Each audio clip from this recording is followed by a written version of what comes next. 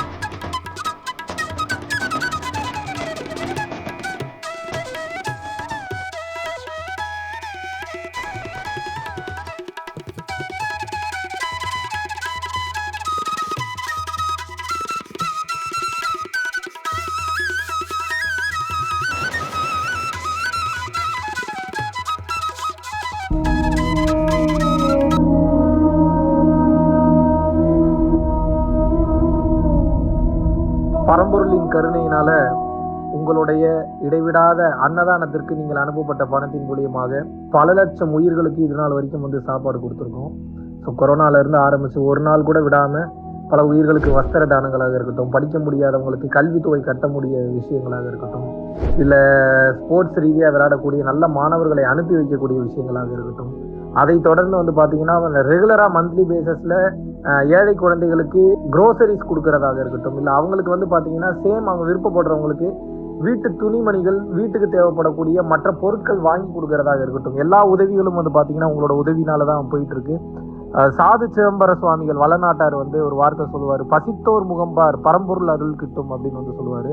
வள்ளல் பெருமானும் ஜீவகாருண்யம் உள்ள சம்சாரிகளுக்கு எப்பேற்பட்ட சூழ்நிலையிலும் பார்த்தீங்கன்னா அவங்களோட லாபம் தடைபடாது, தொழில் பிரச்சனைகள் நிவர்த்தியாகும், அதை தொடர்ந்து வாழ்க்கையில குடும்ப பிரச்சனைகள் விலகும், அதுபோக குழந்தை சம்பந்தமான பிரச்சனைகள் எதுவாக இருந்தாலும் இந்த அன்னதானத்திற்காக நீங்கள் செய்யக்கூடிய ஒவ்வொரு ரூபாயும் அது உங்களுக்கு நிச்சயமாக புண்ணியமாக சேரும்.